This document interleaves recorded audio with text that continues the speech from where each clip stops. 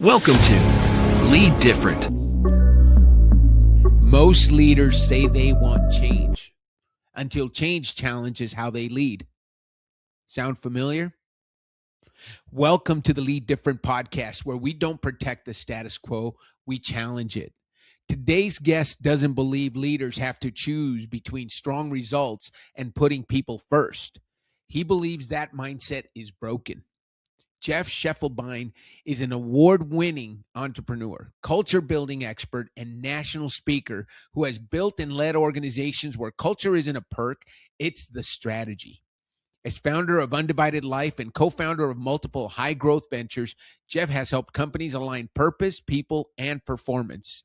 And he's done it in startups, nonprofits, and publicly traded companies alike. He's led turnarounds, launched nationally recognized social impact initiatives, and helped build some of the most awarded workplace cultures in the country, all while holding one core belief: profitable growth and human-centered leadership don't compete.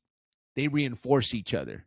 This conversation goes straight at the hard stuff, challenging everything for the greater good, integrating faith with leadership, and asking leaders to slow down long enough to get honest. Buckle up. This one might mess with how you think about leadership in the best way possible. Why not leadership? Why not lead different? Welcome to Lead Different, the podcast that redefines leadership and challenges the status quo. Hosted by Daniel Dominguez, founder and CEO of Why Not Leadership. This show is your compass to becoming a better leader through the power of self-awareness. Good leaders foster teams that are engaged, empowered, and energized. Join us on this transformative journey as we equip you with the tools and insights to lead different. Get ready to challenge the ordinary and embrace self-aware leadership. This is Lead Different. Subscribe now. Discover a new era of leadership.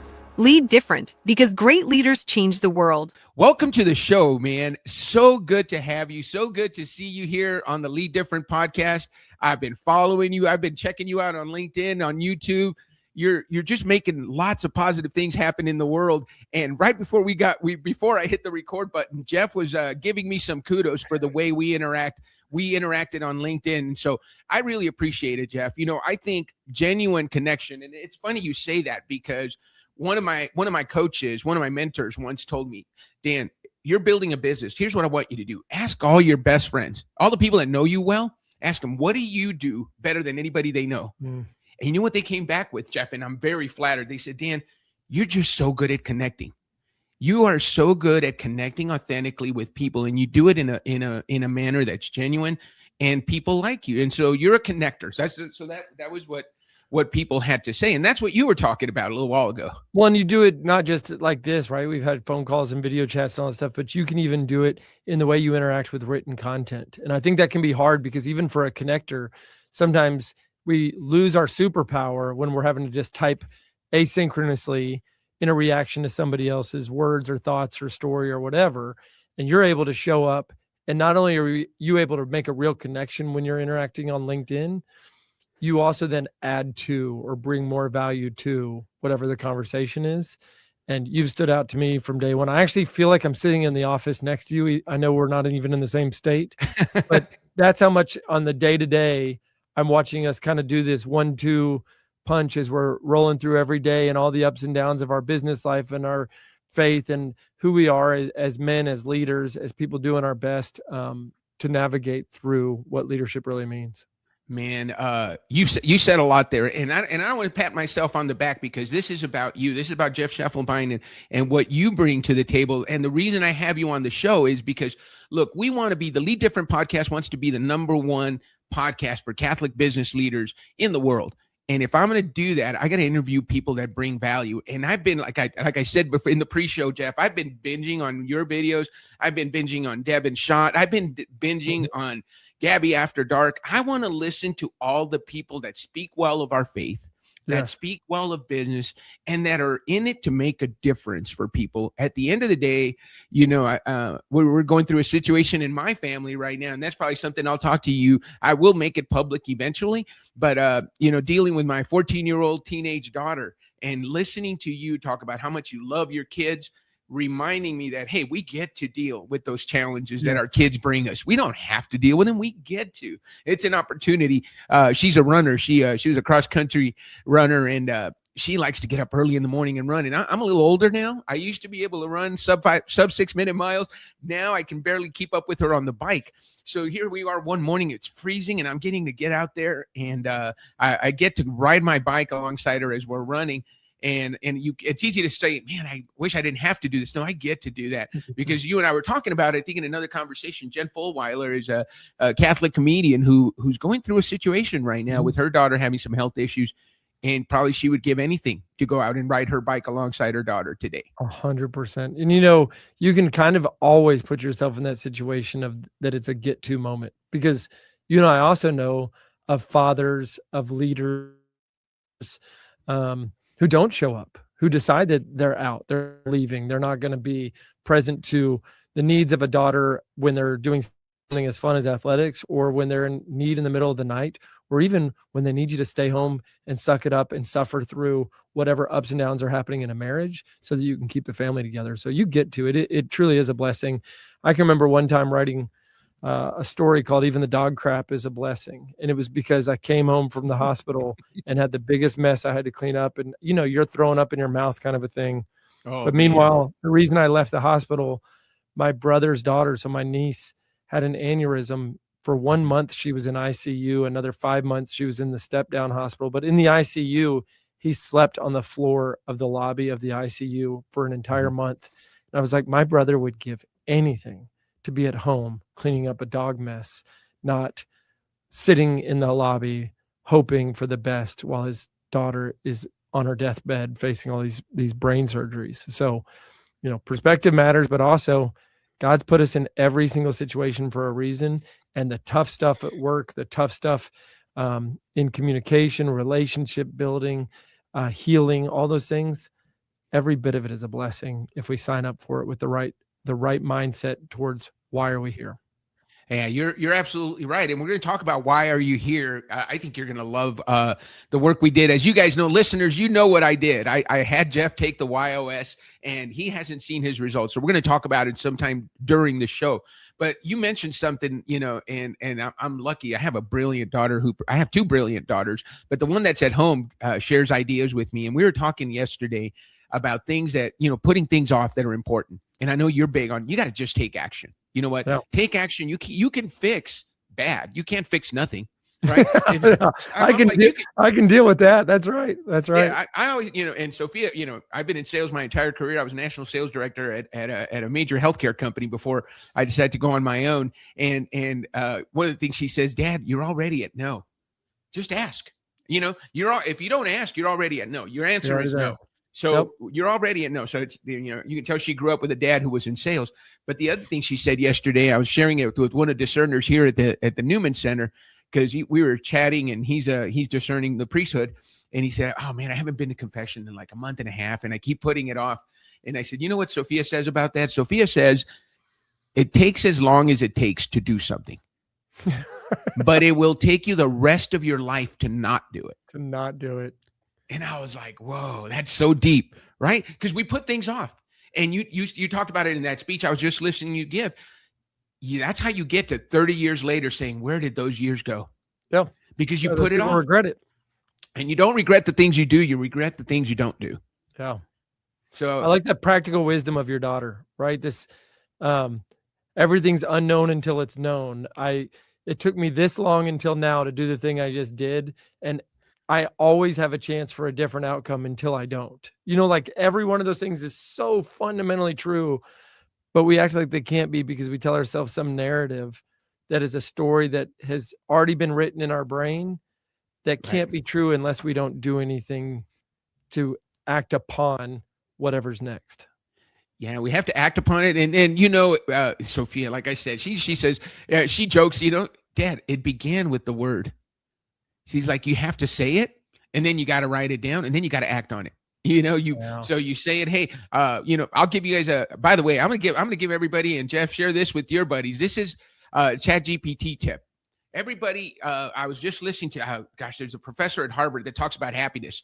And he said, look, we got to learn to be bored. You got to get comfortable being bored and being quiet. And so he said, turn off the YouTube, right in the car in the quiet. One of the things I did this morning, I got out of Mass. I was on the way to the gym. And instead of listening to another YouTube or, what's going on in the news, I turned on my Chat GPT and I did a brain dump of all the things I was thinking about that need to get done. And I said, create a to-do list for me. And it was a 5-minute drive. You should see this beautiful to-do list that I have of all the things that I've been thinking about. Because sometimes, I don't know about you, Jeff, I go into prayer in the mornings and then something will pop in my head and I have to stop and put it. Go work on that thing. Yeah. And then it's back to Hail Mary, full of grace, right? I'm trying to do my rosary and I'm trying to do some mental prayer and some visualization. But, and now one of the things I learned, somebody said it in a talk, they said, ask your guardian angel to remind you. 100%. Your guardian angel's there for you. So I say, you know what, guardian angel, whatever ideas come in my head, save them for me. Mm-hmm. And then in the car today, again, ChatGPT did it for me. Got a beautiful to-do list. My team's going to hate me because at 10:30 when we meet, we're gonna go over all those things, but we got timelines and everything. Hey, let's take advantage of the technology that's available to you instead of letting it take advantage of you, because the algorithm will keep you in YouTube all day long. Oh, for sure. And it's like, take advantage of the technology, but put first things first. Like to invoke the help of your guardian angel isn't just something that feels good. Right. It's not like a nice gesture or good vibes. It is a prayerful approach towards whatever's next, family or work or whatever.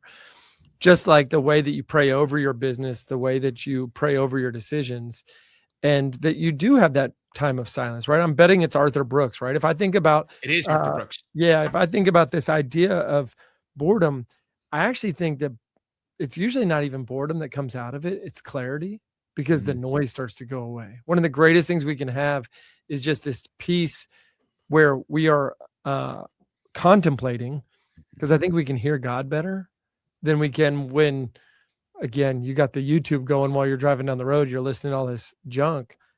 You can still hear God. It's just going to be full of a bunch of other cacophony that probably getting in the way. Yeah, that's so good. Well, Jeff, for those that don't know you, because listen, we're already a few minutes into the interview, but we haven't even given you a proper introduction. I know we're going to record an introduction, but tell us what you're excited about right now. I know you're involved in a new ice cream company, ice cream venture. I know you speak all over the world. What's going on in your life that you're excited about as we head into 2026? I'd love to, and then maybe give us a little bit of background, because I know everybody, here's the thing. You guys can all go and look up Jeff Schiefelbein, and you're going to find a bunch of stuff on him on YouTube, but let's hear it from him firsthand. Just give us a little bit of your background and what you're excited about in 2026. Thanks, brother. 3 years ago, I launched a company called Undivided Life, doing advisory work and also owning and operating different brands. What's fascinating is the thing that excites me the most is that I live an undivided life, that today I will spend time solving problems and helping clients with a bunch of teammates who are equally yoked in life, who care greatly about their faith and their family, who support one another's approach in keeping our spouses and our kids and our relationship with Christ first and foremost. So it's this fully integrated, fully alive version of what business can look like, because we're doing for-profit business, we're doing for-profit consulting, we're doing some pretty hard stuff, but we're doing it with this joyfulness, even when it's difficult, even when the answers aren't readily apparent. So I'm excited because I'm exactly where God called me to be. I'm doing this while I have a wonderful wife, been married since 2011, and 7 young children, the oldest of which is 12. So just a beautiful pack of 4 boys and 3 girls, and they bring me incredible joy. And then on top of all that, I think that the work that I'm doing, even in the smallest frames, is changing the world, because God's working through us to impact people's lives, right? The idea that you're going to have a chance to walk with somebody, to bring them to an encounter with Christ by the way that you work, the way that you treat them, even the most mundane client tasks or companies that we get to be a part of. I do believe that when you show up for people the right way, that it's life-giving and life-changing, and it's where God called us to go and make an impact. So that's what's exciting for me. By way of background, I've been starting organizations and or doing turnarounds for 27 years. My very first nonprofit is still running today. It's 27 years old, and it's the nation's largest program to reduce drunk driving in any college town. It's down at Texas A&M. The lessons I learned from that are truly the hardest I've ever learned in my life. The breakthrough that most of what we did there was impossible, but it happened, allowed me to see the world differently. And I kept then applying that same logic in a lot of other organizations as I was growing in my faith, as I was getting very serious about the sacraments, and coming to realize that it was a playbook that I didn't write, and it's not in any of these business books behind me. It's a playbook imprinted on the human heart, and it's described perfectly by the vocation of the business leader, or the teachings of the social teachings of the church for the business leader. So I started just taking this playbook, like human dignity, having a higher purpose, understanding subsidiarity and solidarity, operating with justice and just wages, how you, on the most practical application of every day, live a gospel truth in how you treat people while you're firing them, while you're making financial decisions, while you're giving true responsibility to somebody. I use that playbook over and over. I found my way into a really amazing time in New York City, performing off Broadway. I found my way into the energy industry for deregulated electricity. I grew a company that was publicly traded, and we had one heck of an exit from that company with a very, very significant sale. That then led to the launch of another company where we used all that knowledge to go and be consultants in the electricity world, so a startup. And something happened to me, Dan, over a 20-year period where I started to realize that every human truth applied in every organization. And by that, I mean the things that made my organization, my first nonprofit work, or that made this deregulated energy company so successful, were always the same principles. And that it was the same if you were a startup or a turnaround, if you were public or private, if you were secular or Christian, that these human organizations were made up of human beings, and that if we understood the human being, then we could create leadership mechanisms or a leadership architecture that was bigger than any one of us, bigger than the cult of personality. And that in that, you would start to realize culture, not the version of culture that people say that HR is in charge of, and it has to do with ice cream in the break room, but that true culture, the very strategy of how we operate in every aspect of our business, how we speak, how we relate, what our norms are, what our governance is, how we make decisions, how we innovate, iterate, all of that is culture. That culture, when it's focused on the human being and it's a human-centric culture, is actually fully integrated and is strategy. They are the same thing. They're fully intertwined with one another.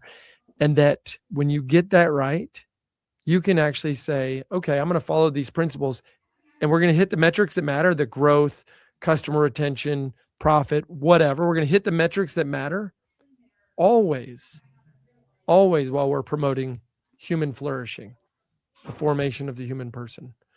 And so I've said a lot, but my life right now is me and a bunch of people that I love working with get to do advisory work for cool clients all over America, for-profit, nonprofit.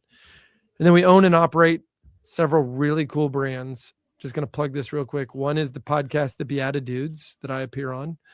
One is the podcast and blog called The Catholic Gentleman. That's a 10-year-old organization. You mentioned Devin Schott earlier. Yeah. Devin's one of the primary hosts and thought leaders of The Catholic Gentleman. So we run that organization. And then most recently, we became a large minority owner and the executive team for a super premium ice cream brand where we make and serve ice cream, this joyful experience. But when we do it, the employees that are actually running our organization on a day-to-day basis are adults who have different forms of intellectual and developmental disabilities. So Down syndrome, autism, you name it.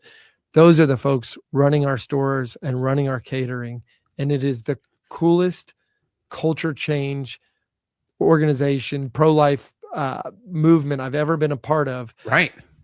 And oh yeah, you get to have amazing ice cream. I have 7 kids. Like that's going to be a daily thing anyway. It's the coolest thing. Your dad just bought an ice cream company. Yeah, your dad, isn't that you just got a dad of the year at their school, I'm sure. Are your kids in school, homeschool? How are you taking care of that big brood? Great question. We have one that's too young. The other 6 all attend a school called the Highland School in Irving, Texas.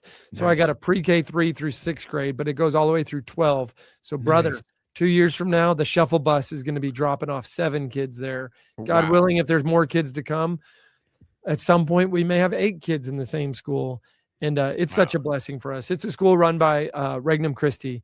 And I love their integrated approach to formation, just understanding the apostolic, intellectual, spiritual components of who the human being is. They do a great job there of forming the kids and keeping the sacraments front and center in every day. And we're going to do a good job of grabbing the names. But what's the name of the ice cream company, Jeff? We want to make sure we get that. Howdy Homemade Ice Cream. Howdy Homemade Ice Cream. I remember seeing a post about that. And one of the gentlemen in my men's group has a daughter, an adult daughter who's a special needs. And I forwarded that to him. I said, you got to take a look what Jeff's group is doing. And he was touched by it. You know, I'll tell you the other thing. The other reason I have you on, Jeff, is because I wanted to share, we had our CEO retreat, Why Not Leadership. We had our CEO retreat in December and had a bunch of CEOs, and we were going through end of year review and then new year planning. So we're sitting in that room, and I had a phone call scheduled with you right in the middle of that. So I knew I was going to take a break, but you know how those things go. You get going. Next thing I know, I'm like, oh crap, I got to get on the phone with Jeff. Guys, hold on. I went to the next room. We had rented a big house where we were sitting in the living room. And so I went to my room and I put you on, and we got to talking about just different things. But one of the biggest things that you mentioned, and I know that it was just off the top of your head, we talked about, this idea that we have as men to protect our families, our wives, and our communities. Mm-hmm. And I remember we said something like, and I remember this comes from my military training. I mentioned that earlier. In the military, you're taught in an ambush, you run towards the fire. The only way you're going to survive is if all of us that are caught in that ambush run towards the fire, mm-hmm. and not all of us are going to live, but you got to know that, that some will. If you run away from it, all of us are going to die. So I addressed that from a perspective of, we had recently had some school shootings or shootings in a church, and you said something that I want to bring it up, and I know you probably haven't talked about it, and it's probably not politically correct. You said they can't kill us all. Yep. And that's what we said in the military. They're not going to kill us all. Some of us are going to live, and we're going to get to that guy, and he's going to be sorry he ever messed with us. And when you're in that environment, so I came out, and then what I did, guys, is I brought my laptop. I said, hey, let's talk about this. And the guys that were in the room were just inspired by you, Jeff. But Dan, take it a step further. Think about this. Yeah. In a moment, and look, I've never been in a mass shooting, but I've been in plenty of hairy situations in my life. But in a moment where the life of your family is being threatened and other families around you, as a person who dearly loves your wife and your kids, I can tell you that you want to have that moment of laying over them, of making sure that you're saying everything you possibly can, the goodbyes, the I love yous, making sure that last breath, if it's going to be your last breath, is one where you have that final grace of giving all of your love to this person. Mm-hmm. And if all of us are doing that moment, then more and more of us are probably being shot at or attacked, right? That's just this we have this need to say goodbye. But I had this really interesting moment a long time ago, and I'm going to draw a parallel for you. When the world was shut down with the coronavirus, and I looked around and I saw how many of my people in my network died. And it was the same number as people that had died the year before. I finally told my wife, I said, I think most people, at least I am, sitting here at the house saying, oh man, if I went out and got COVID and I got hospitalized and intubated and died, I would feel guilty and I wouldn't have a chance to tell you I'm sorry and I love you and all this stuff. And my wife was like, yeah, I get it. And I said, so what if I just told you that now? Like if I get coronavirus and I end up dying, and I'm intubated and I can't say goodbye, like I love you and goodbye, and this has been awesome. She goes, cool. I feel the same way. I said, cool. I'm going to go out and I'm going to go back to work. And she's like, cool, I'll see you later. And what's so freeing is I think that once we just said goodbye to each other and got that part over with, then we were free to live. Right. And I would say the same thing right now, that if there was, God forbid, something bad, let's not even talk about the massacre. Let's just talk about the violent person who we're afraid is going to become even more of a threat to my church or the kids' school or whatever group I'm in. My wife and I have already made the very clear understanding that I love her. She loves me. Goodbye. I'm praying for you. And I'm going to run towards the person, and she's going to try to get any kids that are with us in the other direction. But that way I don't have to have that like 5-second delay or 2-minute delay of trying to explain what I'm going to go do. It's an instantaneous, I'm going, we've already said it. You already know how I feel. You already know I love you. I already did that part. But if I did that and you did that, and half of the men in any crowd ever already said goodbye and already were sprinting from the moment it started, it can't kill us all. And we can drastically reduce. We probably actually create a scarier place for people to even go on the attack. So it is a strange thing to think about in leadership, but there's a guilt that you hold on to that doesn't even need to exist there, because it's an unspoken guilt that I can let go of by actually communicating it with my wife beforehand. It's funny you say that, because, and not funny in a funny way, but it's interesting you say that, because Father John Carney and I talked about that. Leaders lead. And guess what? When I was deployed as a young soldier, I had to have that conversation with my parents. And so you leave and you've already said goodbye. Yeah. And in case, hey, look, listen, I remember, because my little brother was like, I think he was like 12 years old, and he heard the conversation, started crying, because these were serious things, right? If I don't come back, this is what I want you to do before you deploy. And I remember, but that's similar to what you're saying. The other thing that came up in the conversation with the discerner last night, and I'd love to get your thoughts on this, and I know you'll have some thoughts on it, was, the other thing is, you got to be right with God, so that there's no hesitation, right? Mm-hmm. If you haven't gone to confession in a month and a half, you're not going to be as quick to jump. You're like, wait, you know what? I'd love to join God in heaven today, but I'm not ready. And so I better go to confession. So get that out of the way, because that way there's no hesitation, right? Take advantage of the sacraments. Make sure you've said the right things to the right people. So that there is, because hesitation is what gets us, right? Let there be no hesitation. I know that if I'm in a room with Jeff, he's going to probably be running faster than me. I know you're a little bit younger, but I'm going to be right behind you. I'm not going to have to worry about that. I'm going to run by myself and be the only one. And I brought it up to our men's group. We meet in the conference room across the hall here last night. I brought something up that you said too that I think is very important. I talked to him about I asked him the question that you asked in your 10-minute talk at the men's conference some years back. I said, guys, what would you do for your families? I said, this is from Jeff. And they said, and to a man, they said, well, I would die for them. I said, good. That's great. Would you, I said, would you get fit for them? Would you go to the gym so that you can live longer for them? And the room starts getting quiet, because there's only 7 of us in the room, and it's like, oh, crud. Yeah. Would you go to mass every day and pray for your family? Because it's easy to die. It's a lot harder to do those other things, right? And be there. Tell us more. Where did that come from, Jeff?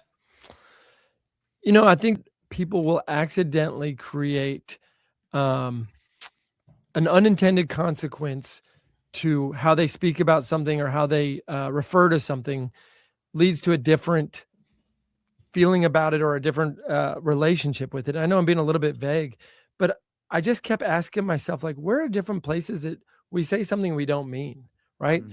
This whole like, oh, I would do anything for my family. You're like, you would do anything? Like, how come you don't eat well? Like, don't you think eating well would be a great thing for your family to have, like, the healthy version of you? Mm-hmm. What about praying out loud with your family? Would you do that? And so this whole, like, what words we use, I think really came out to me a long time ago when somebody said, I had no kids. My friend had 2 kids. And somebody said, oh, I bet when you go home, that's exhausting. And he said, make no mistake about it. Going home to my 2 daughters is the greatest gift of my life, and I will not speak bad about it. And I was like, yes, this is awesome. Well, that helped to inform for me. I'm never going to speak bad about my wife. My wife is, outside of my relationship with Jesus Christ, the most important relationship in my life and the greatest joy. And then after her is my children. So I'm going to speak that way. I'm going to lift them up that way. And then this starts to happen with pregnancies. we would tell people, we're pregnant with number 3, and they'd say, do you want a boy or a girl? You already have 2 girls. We'd say, whatever God has in store for us. And Dan, that next line people would say is, as long as they're healthy. And say, no, even if they're not, like whatever God has in store for us, Right. is what we're walking into. And you realize most people don't mean it when they say that, but they say it enough that they start to mean it. They accidentally start to believe that you're supposed to have healthy babies only, that you're supposed to do every test and make sure that a baby that's not healthy, that we're addressing it with certain things or ending pregnancies or whatever this may be. But what if we just said whatever God has in store for us? And that shift was a big deal for me. And so I think the mindset around I'd do anything for my family, I'd die for my family. Great. You're going to be healthy for them. You're going to live virtuously for them. You're going to go to confession for them so that when you do die, you can run towards the action and not cower away from it, because we're all going to end up there. So Right. I think it's a very intentional way of living is maybe the best description of how I got there. No, that is fantastic. I saw a video recently. I don't know if it probably went viral. I don't know where I saw it. I pick up stuff when I'm driving in the car. I just click and then just click through videos as I'm listening as I drive. But this 90-year-old woman was in a parking lot, put her groceries in the car, and an assailant jumped in the passenger seat, pointed a gun at her, and said, "Give me all your money." And she said, "No." And then the guy was like, "What do you mean, no?" She said, "Look, you can kill me if you want. Because if you kill me, I'm going to go to heaven. But you're going to go to hell. And I don't think you want to do that." And she started just talking to him. And as she told the reporter was telling the story, she talked to him for about 20 minutes. And the kid started crying. Yeah. Nobody had ever talked to him about God and about going to church. She's like, "You need to fix your life. You're going to go to hell for $10?" Because that's how much money she had. She only had $10. "You're going to kill me and go to jail and go to hell because you took $10 from me." And at the end, she gave him the $10. Yeah. And then just let him out of the car. It's never But that's somebody that is convicted. They know where they're going, right? So then there's nothing to fear. I met pro-life Spider-Man one day. Have you ever heard of this guy? I have not. Okay, he climbs buildings. What he does is illegal. He gets arrested at the top of every building, but he's a world-class climber. And he's just bringing attention. It's free climbing. He's bringing attention to different causes and to different specific women in need. And he'll even raise money while he's climbing because nobody can get him down. You got to wait till he's at the top. Mm-hmm. Well, he tells this story. I mean, his videos are bananas what this kid is capable of, right? He's getting to the top of a very long climb. His fingers are always bloody and hurt. And he's physically hurt at the top, right? And there's police and fire. And they're like, "Hey, do you need anything?" And he says, "Yes. Please don't grab me. I will make my way all the way over here, but for my safety, let me get over. And then I'm happy for you to arrest me. I do need help cutting off this tape from my fingers. It hurts a lot, but like, I know I'm arrested." So he does this make it up. It's like Oklahoma City. And he actually said most of the police officers are super nice to him. Like, that was unbelievable. Like, I can't believe you pulled that off. And then they have to cuff him to put him in the elevator and so that he walks into a car. So the public that has just shut down their lives a little bit can see him being arrested. Well, he goes to this really nasty, dirty jail cell in Oklahoma City. And you can imagine that there's people that have done very violent crimes, and he's in there for climbing a building. And as he's getting put into the jail cell, the person booking him says, "Wait, can I get an autograph from my daughter?" So he signs the autograph. The jailer walks off and he turns. And I mean, it's, kind of the gangster setup, everybody that probably wouldn't want to hang out with on a normal basis. And one of them says, "Are you famous or something? Why'd that guy ask for your autograph? Who are you?" And he says he does a real quick prayer for the words of St. Paul to reach his lips because he doesn't know what he's going to say. So he starts telling everybody what he does, why he does it, and why he was arrested. And he said they are very interested. It's a great talk. And 3 weeks later, one of the members of his team gets a message through Instagram or whatever. And it's a woman saying she wanted to thank pro-life Spider-Man because when he was in jail in Oklahoma City, the father to her baby was also in jail at the same time and heard him talking. Yeah. And when he got to make a phone call that day back to her, called and said, "Do not have that abortion. keep this baby. We're going to raise this baby together. It's a human life. So in the nastiest jail after being arrested for climbing a building, you can be a witness, just like a woman who's 90 years old and has a gun to her head can still encounter somebody in the humanity of that person, not in the judgment, not in the anything else, but just in that moment, encounter that person. And if I can make the weirdest tie back, and then we sit here and act like we can't even treat people like human beings in our businesses because it's just business and we don't want to make it too personal. We don't want to get too attached. Yeah. That's crazy. No, I've always broken that rule, Jeff. You know, I was a national sales director for a major medical device company, and everybody tells you, don't be friends. You know, it was when I was in the military, I was a young lieutenant. I'd have my team over at my house, and everybody's like, you're not supposed to have the enlisted over in officer housing. I'm like, these are the people that I count on to get the job done. Of course, they can come to my house and have a barbecue. For sure. And I've always broken those rules. I've been that guy. But it served me well, because when you connect with people at a human level, and I love what you say. One of your advices is be a good boss, not a nice boss. So you still can hold people accountable, but you can, and they know. You know, you still can say, hey, when we get back to work, this is what we've got to do. Yeah, we're having a hamburger here together and we're having a beer. But when we get back to work, we got work to do. And if you're not doing your job, then I have to do my job and find someone else to do your job. That's not me being mean. That's me holding you accountable so that you can be the best person you can be. And so you can one day make a difference, because I'm not here forever. You know, we got to train the next generation. Dan, I love when people are like, oh, so you're into culture. You want to make sure people have fun at work. And I say, I don't care if you have fun at work. Like, that is not my goal whatsoever. I want to make your work challenging, fulfilling, meaningful, and connected. I'm going to be intentional about the way we extrapolate the total power of a team and not just individual performance. And we are going to learn every step of the way. Now, because all those things are true, I bet you're going to have fun at work. Like, I bet you're going to have a great time, but that's not the purpose of work. It's not the purpose of culture. The culture is to create these incredible places of growth and formation for the human person, and having fun is an outcome. Not the goal. Tie this into my favorite leader. My favorite leader is this guy, Jesus Christ. And people say, oh, I think I like Christianity. I'm all about being a good person. And I'm like, do you know anything about Christianity? Because it never says be a good person. Like, I can flip through every part of the teachings of the Catholic Church in the Bible. It doesn't say be a good person. It says love Jesus Christ, love others for the sake of Christ, and love them like you do yourself, and follow the commandments. And an outcome of doing all that is most people will generally probably see you as a good person. But the goal isn't being a good person. It's loving and following Jesus Christ. That's Christianity. Yeah, that's a leader. And yeah, I use a clip from The Chosen. One of my favorite clips is when I don't know if you've watched The Chosen series, when he's walking by Matthew's booth and he calls him to join. Yeah. And Simon is like, "What are you doing? What are you, crazy?" He says, "Hey, you didn't believe it when I called you." He goes, "But this is different." And Jesus says, "Get used to different." And this is different, right? When we talk about leading different, unfortunately or fortunately, being a faith-led leader today is different, right? Because everybody wants you to skip, don't bring up religion, don't bring up faith. And I'll tell you what, I made that decision recently. I said, I'm not going to go. I don't think I want to go places that ask me not to, because that's who I am. And so there's plenty of people. I did the math.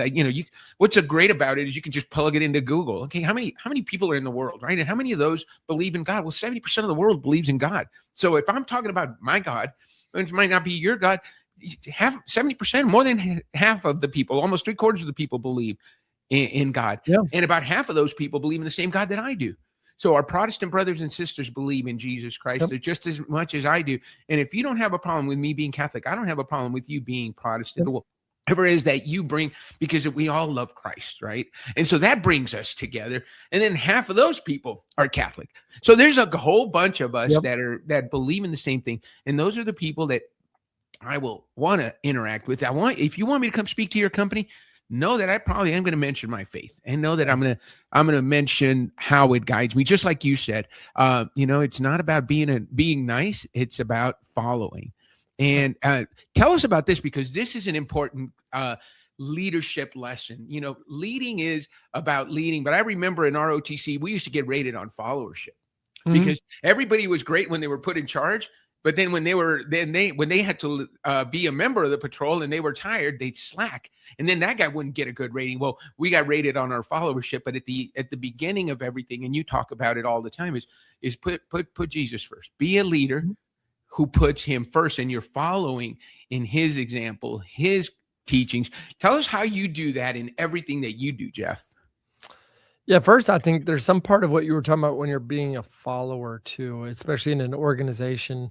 There's just recognizing that you're not supposed to have every gift and you're not supposed to be all things to all people. So there are different situations where my gifts are the gift of service versus the gift of leadership, or the gift of administration to somebody, when in another situation, it's the gift of vision.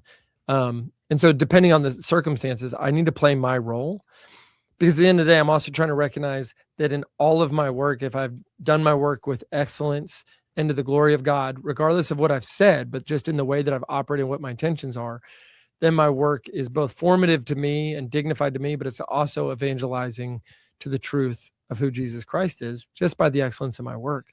And so if I'm in an opportunity to operate in anything and I do it with excellence and I fill my role, then I'm in fact filling the reason why I'm here in that moment today. That's way more important than I need to be the leader. I need people to see me at the front. I need people to look up to me. So that followership piece of this is just being very aware of who you are and comfortable with that God must have put you here for some sort of a reason. I feel like you asked another question in there too, but it's like, I don't need to be the leader. I need to be the best at whatever God has put in front. I need to operate with my best, right, in whatever God has put me into. It's an input, not an output. I can control the excellence by which I operate, not the outcomes that are going to be on the other side of it.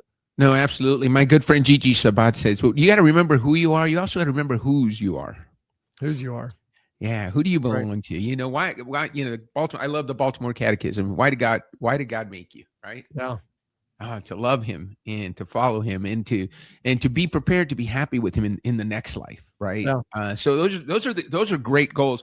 Can I say something real quick, Dan? I was just thinking, like, if we ever find ourselves in a situation, and I think this is like a big trap that we all fall into at different periods of our life, but where we go along to get along because we're early in our career or we're new to an organization or because we want to win that client, and we make sure that we're following their wishes for our life, that we diminish or completely strip out any of the religious aspects of who we are or the priorities of what we're really doing in our lives. If we remove those things in order to succeed, right, the worst thing that can happen to us then is success. Because if we succeed, then we're starting to mold a lifestyle and a persona around something that isn't actually the fully integrated version of us.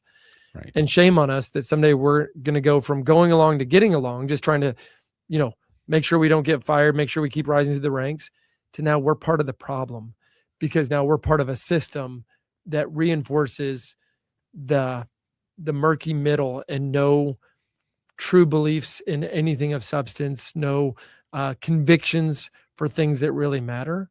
Mm-hmm. Brother, you're pretty bold. I'm pretty bold. There are so many people who don't share the Catholic faith tradition who appreciate that I actually believe what I believe, right? Who actually want to work with us because they know that we at least stand for something and we aren't just wishy-washy. No, absolutely. And there's no reason not to be unapologetically who you are, whether that's Catholic, Christian, Muslim, whatever it is that you are, be who you are. And here's the thing that I've heard, that I've learned as I listen to so many people. I'm willing to talk to anybody about my faith. Ask me any question. If I don't know the answer, I'll find out. My office is 4 doors down from Father Adrian. I can go talk to him and get some answers. And I can call Father John Carney, and I got a few other people that I can call if I don't know the answer. But you know what? You'll always know what I believe and why I behave the way that I do. based on that, I want to share something with you, Jeff, and with the rest of the audience, because I know everybody's probably the regular listeners. Every guest that I have on, I have them take the YOS Discovery. So I want to share, and I think just listening to this conversation, it's so funny. It is so obvious that Jeff is a better way guy. His why is to find a better way and share it with others. So what we know about people with your why, Jeff, is that in everything they do, they're always looking. There's got to be a better way. Is there a better way to do that? Constantly innovating. You take things that exist and you make them better. There was drunk driving programs before, but you found a way to make it better, and so much better that you had to share it. You found a better way to do it, and then you shared it with the entire country, created the most successful drunk driving program for college students in the world. And then you've done that with all the business. You come in and you find a way to make them better. You thrive in places where you're helping make things better. So that's what we know. That's Jeff's why. And everybody that's listening, that's a why coach or somebody that's familiar with the YOS probably knew that. Here's the great part. His how is simplify. So how he makes things better is by simplifying. Look, let's break it down to its simplest form. Let's make it simple. I know you talk in bullets a lot. Here's 5 tips. Here's 3 tips. Here's 7 things you need to do. It's not, you don't need a whole handbook. You make a PDF, not write a book. No. It's keeping things simple, and simple is very rare. Simplify is very rare, but people who keep things simple are great communicators, which you are. You can take something that's really complex and communicate it simply. So how you find better ways is by simplifying things. You take things that other people make really complicated and say, okay, let's cut it down let's boil it to its essence. So that's how you find better ways. And your what is contribute. And I knew that coming in. I knew contribute was going to be in the top 3. Contribute people are people who want to give back, people who are always looking to make a difference. They're driven to make a difference. So if I was going to, and again, people who've been through my coaching know what I'm going to say. I'm going to say next. If you're working with Jeff, you're going to get somebody who is always going to try to find a better way. He's always going to innovate, take things that exist and make them better. How he's going to do that is by simplifying things. He's going to come in and simplify things in order to make them better, in order to contribute to the success of your organization. He's there to make a difference. You can count that whatever he delivers is going to make a difference for you. How did I do, Jeff? Brother, I got nothing else to say. I'm never going to appear on another podcast. I've been completely figured out through one assessment by my friend Dan. It's over. That check the box. No, that's perfect. Seriously, all joking aside, everything you said resonates. I remember years ago retooling my version of what success was through my coach, and the answer after 6 months was love and contribution. My version of success is love and contribution, and that's coming out loud and clear. And everybody knows that I can't help it. I'm going to keep tearing things apart and flipping them over, even if they're great, and just figure out a better way. And I love the simplify, because it's this incredible rational brain that just says, all right, this is the situation. Let's break it down, and then let's work through it and make it better. So you nailed it. I love it. Well, cool. I didn't nail it. Everybody needs coaching from Dan. This is awesome, bro. I love it. Gary Sanchez, who started the Y Institute, where the assessment comes from, when I came out of corporate, that's what I did. I helped him grow the Y Institute, get this assessment out into the hands of as many coaches and consultants as we could. And I just loved it so much, Jeff, that I said, I want to do that myself, Gary. Every time I worked with a coach and then I'd help them get a breakthrough with one of their clients, I said, what I really like is when I get to do it, because I've given this assessment to over like 3,500 people by now. And then when that light comes on, now you're a very self-aware leader. You've been in this for a while. You probably knew this stuff about yourself. It's just different language that we're saying it in. But when it's a leader who's been leading and been butting their head against the wall, and their team hates them, and I know this happens to you, Jeff, or has happened, because no matter how good it is, you're always going to figure out a way to make it better. You never stop tweaking. And so sometimes as better way guys, we drive people crazy, because they know, oh, well, it's good, but it can be better. And so it can always get better. And you go to a trade show, or you go to a conference, and you come back with lots of ideas. And then they know, he's coming back from the show. Is it the case? I'm curious, like with the coaching and with this assessment, I feel like when you know your why, you can also find the place that gives you the most energy. When I don't operate counter to my why, when I actually fully embrace it, right, then my energy is unleashed in the proper direction, and I don't feel the friction of trying to pretend that my why is something else, or that I'm driven by something else. No, absolutely. And that's when I work with executive teams, we want to put people in a place where they're working in I call it your zone of genius. Put Jeff in a place where he can innovate and implement new ideas, fix things, make them better. Put him in a place where things where people appreciate things being simple and easy to do, and where he's making a difference. Jeff's going to love it. He'll work for free there, right? And now you put him in a place and you say, Jeff, here's your job. Here's the 10 steps you must follow for everything that you do. And don't you dare change a single one of them. You'll do it because you got to feed your family. But at 4:59 and 59 seconds, you're jetting out of that place because that doesn't give you energy. It drains your energy. So we want to put people in a place for you. It's in a place where you can innovate, simplify, and contribute to the success of others. And there's 9 whys. Everybody has different combinations. And we always want to put people in the right place. We did this I did this with the board of a hospice home, a Catholic hospice home, and their secretary, we go through the assessment, and then we said, okay, so you're the secretary, and I do a quadrant where we want to spend 80% of our time doing things we love to do that we're good at, right? And I said, okay, what are you good at? What do you love to do? And then what do you hate to do that you're not good at? And she said, taking notes and then following up with people and taking detailed notes. I hate that. It was in her bottom left quadrant. I said, well, why are you doing that? Well, nobody else was going to do it. Right. So sometimes we fall into these roles and they're energy draining. She was hating it. And then there was another person in the room that she's like, oh, I'd love to be secretary. Well, heck, let's just switch those roles. Right. It's a board anyway. It's not, we can move people around and let's take advantage of the gifts. And I think that's the gifts and charisms that we have. So the why is really good. The YOS is really good at helping us find, okay, what is it that motivates us? And I use another assessment called the Colby because it's how we take action. Mm-hmm. And between those two, me and my coach, Jerry Lujan, taught me this. Between those two assessments, we're going to put people in the right place 99% of the time. And if they're in the wrong place, we're going to move them because a lot of times, I'm sure you've been in that position, Jeff. You were in the wrong position, and the answer sometimes is, "Oh, well, let's just get rid of him." No, he brings gifts. We just got him in the wrong seat. Let's put him in the right seat on the bus, and he's going to make a huge difference for us. Yep. No, 100%. I love it. I love the assessment. I love your clarity in delivering that too. So you will be getting more leads from me when people call me for individual coaching, and I'm just going to send them to Dan. Man, Jeff, thank you so much for being on. I always like to ask a question that every guest gets to answer, Jeff, before we sign off. What does it mean to you to lead different? Yeah, I think to lead different for me is to challenge everything for the greater good and not for any other reason. That's it. Love it. Challenge everything for the greater good. My daughter and I both share the why of challenge. So we like to challenge the status quo. She's going to love that you said to challenging everything for the greater good. Yep. Challenge everything for the greater good. I love it. Jeff, I'm going to have you back on for a part 2. I apologize. For those of you that don't know, I showed up about 10 minutes late. I got a new computer and had to restart it. And Jeff was so gracious to wait for me while Sunil kept him company. And we got this interview done. I'm so glad it's in the books. We're gonna air this, and I cannot wait to see who follows and what kind of comments we get. This has been a fabulous conversation, Jeff. What do you say we end the show on that note?